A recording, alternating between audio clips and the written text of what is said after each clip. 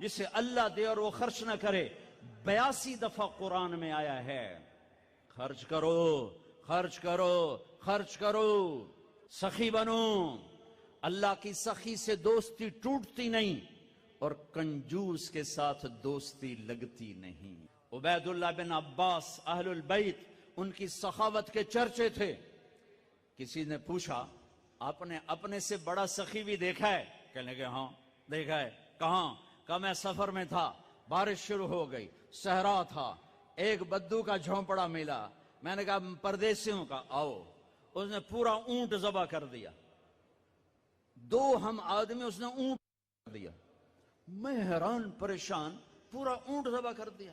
ہمیں کھلایا، بارش چل رہی، اگلے دن دوسرا ذبح کر دیا. اور میں کہ حالی تک کل اللہ اتنا گوشت پہ آئے تے اے کیوں کیتی جانا ہے؟ میں پرانے نو کدی بیا گوشت نہیں کھوایا تازہ، میں نے مہمانوں کو کبھی بس نہیں کھلایا. تیسرا دن آیا، بارش تھی، تیسرا اونٹ ذبح کر دیا. کہ میں 7 دن بارش ہوتی رہی، میں وہاں پھنسا رہا، روزانہ نیا اونٹ ذبح کر کے مجھے کھلاتا رہا. انہیں کتنا کھاونا ہے؟ 1 سیر 2 سیر. کہ بس یہ ہم سکھا لیں گے.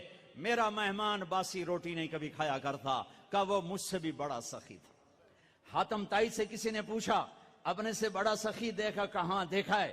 ایک رات سفر میں تھا، رات ہوئی، ایک نوجوان بدو کے گھر اترے، اس نے بکرا ذبح کیا اور اس کا گوشت بنایا، اس کی سری لایا تو میرے منہ سے نکلا سری بڑی بڑھیا بنی ہوئی ہے.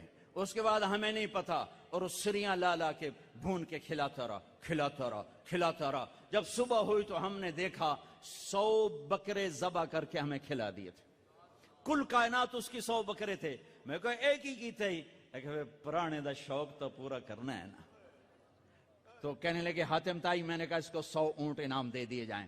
حاتم تائی کے پاس 100 اونٹ دینا کوئی بڑی گل نہیں، لیکن ایک غریب آدمی کا 100 بکرے ذبح کر دینا، ساری کائنات ذبح کر دی اس نے. اور ابھی تو اسلام بھی نہیں آیا تھا اور یہ سخاوت تھی. ارے تم تو مسلمان ہو پھر بخیل ہو، رب العالمین کہتے ہو پھر پیسہ نہیں